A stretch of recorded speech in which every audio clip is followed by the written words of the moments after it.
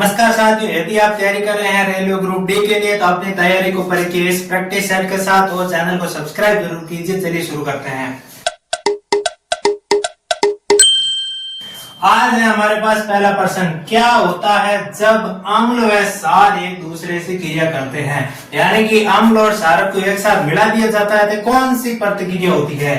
अम्ल क्षारक को प्रभावहीन करता है, क्षार अम्ल को प्रभावहीन करता है, या फिर ये लवण का निर्माण करता है, या फिर कोई प्रतिक्रिया नहीं होती है। यहाँ पर ऑप्शन नंबर सी यहाँ पर राइट होगा। जो हमारा अम्ल और क्षारक है वो एक दूसरे से क्रिया करके लवण का निर्माण करेंगे और इस अभिक्रिया का उदासीनीकरण अभिक्रिया भी कहते हैं। अगला प्रश्न है, निम्न में से कार्य की इकाई नहीं है, यानी कि कार्य का मात्रक नहीं है। जूल, न्यूटन गुणा मीटर, केजी मीटर स्क्वायर प्रति सेकंड स्क्वायर, या फिर केजी मीटर प्रति सेकंड का स्क्वायर। देखिए जूल है, न्यूटन गुणा मीटर है और केजी मीटर प्रति सेकंड स्क्वायर, ये तीनों के तीनों कार्य के मात्रक है। लेकिन जो हमारा केजी मीटर स्क्वायर प्रति सेकंड स्क्वायर है ये कार्य का मात्रक नहीं है। प्रश्न नंबर 3 है हमारे पास, एथेनोइक अम्ल का सामान्य नाम क्या है। एथेनोइक अम्ल को सामान्य भाषा में क्या कहते हैं।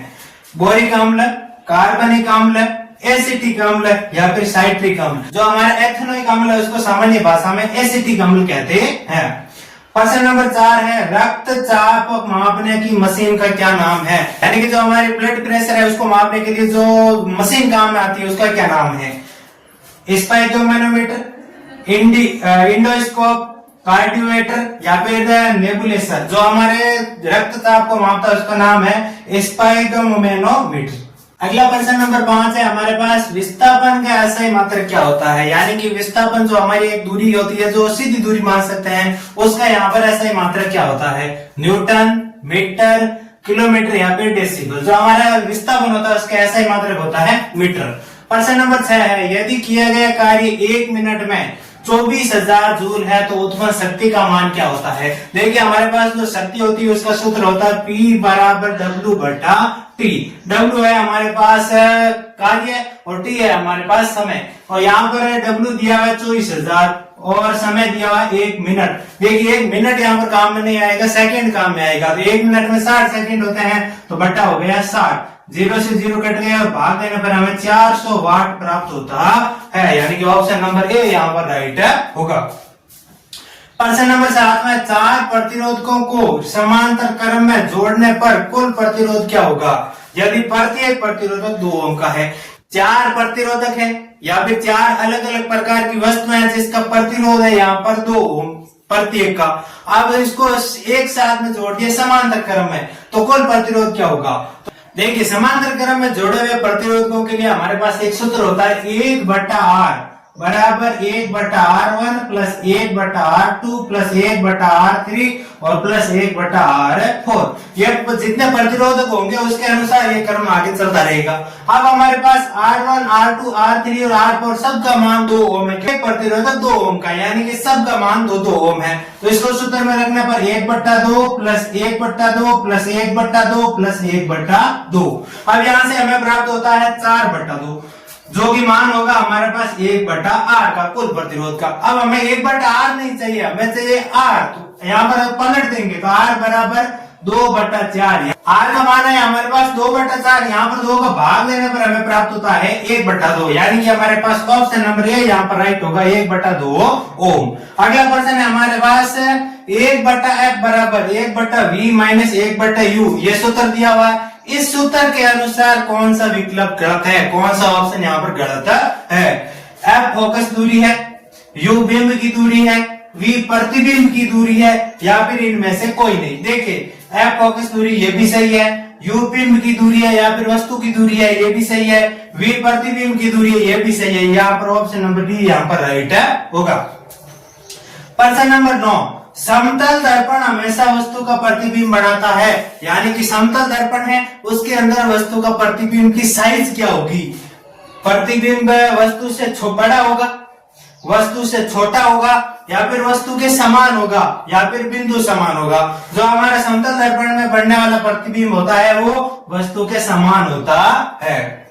अगला प्रश्न नंबर 10 है हमारे पास इलेक्ट्रिक हीटर का सही ऊर्जा रूपांतरण सुनिए। यानी कि जो हमारा हीटर होता है वो किस प्रकार की ऊर्जा को ग्रहण करके अलग ऊर्जा में बदलता है। ऑप्शन है ए विद्युत ऊर्जा का रूपांतरण उष्ण ऊर्जा में, और उष्ण ऊर्जा का रूपांतरण विद्युत ऊर्जा में, यांत्रिक ऊर्जा का रूपांतरण उष्ण ऊर्जा में, या फिर उष्ण ऊर्जा का रूपांतरण यांत्रिक ऊर्जा में। देखिए जो हमारे हीटर होता है विद्युत ऊर्जा को ग्रहण करता है और फिर वो गर्म होता है यानी कि उष्ण ऊर्जा में वो बदलता है, यानी कि जो हमारा विद्युत ऊर्जा का रूपांतरण है उष्ण ऊर्जा के रूप में होता है।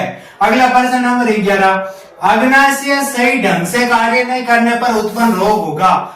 टाइफाइड, गोइटर, मधुमेह या फिर पीलिया। देखिए जो हमारा अग्नाशय होता है वो इंसुलिन हार्मोन का निर्माण करता है और इंसुलिन हार्मोन की कमी से हमारे यहाँ पर मधुमेह यानी कि शुगर रोग उत्पन्न होता है। इसलिए ऑप्शन नंबर सी यहाँ पर राइट होगा मधुमेह। प्रश्न नंबर 12, कैंसर के इलाज के लिए किस कोबाल्ट के समस्थानिक का उपयोग होता है। Cobalt 58, cobalt 59, cobalt 60। देखिए जो हमारा कोबाल्ट 60 होता है वो कैंसर के इलाज के लिए काम में आता है। यहाँ पर ऑप्शन नंबर सी यहाँ पर राइट होगा। निम्न में से किसका गलनांक न्यूनतम है, यानी कि कम से कम गलनांक इनमें से किसका है।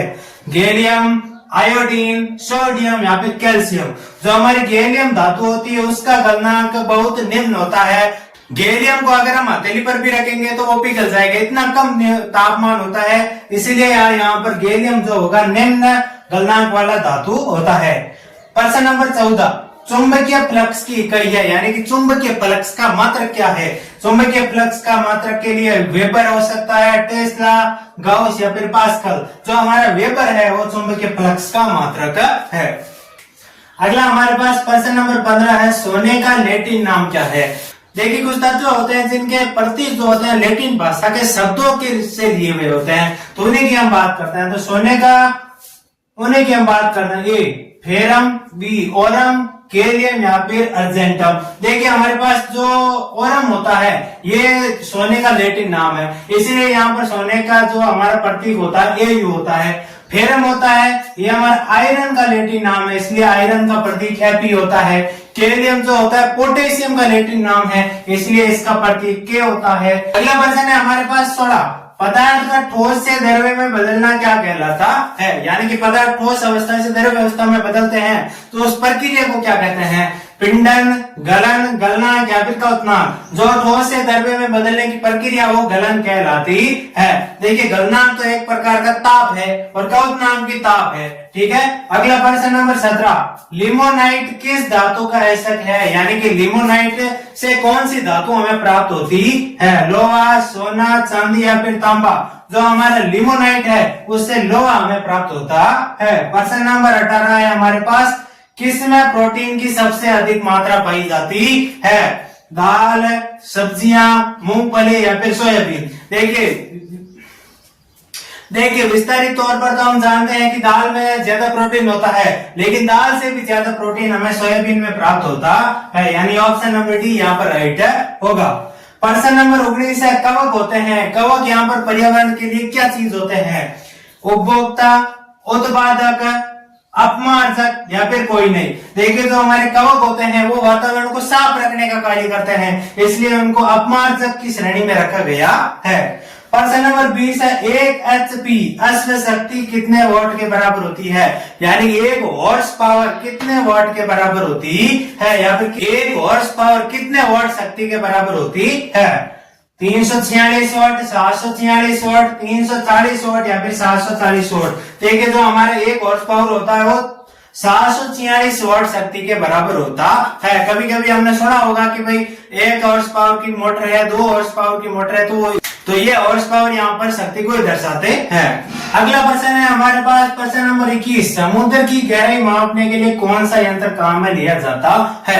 यानी कि जो हमारा समुद्री जहाज होते हैं, जो कि हमारे समुद्री जहाज होते हैं, उनको आगे बढ़ने के लिए समुद्र की गहराई का पता होना चाहिए, और वो पता किस यंत्र द्वारा लगाते हैं। सोनार द्वारा, रडार द्वारा, वेंचुरीमीटर द्वारा या फिर बैरोमीटर द्वारा। जो हमारे समुद्र की गहराई का माप होता है वो सोनार के द्वारा किया जाता है। ये एक प्रकार का यंत्र होता है जिसके अंदर पराध्वनियां होती है जिसको भेजकर यहाँ पर गहराई का पता लगाया जाता है।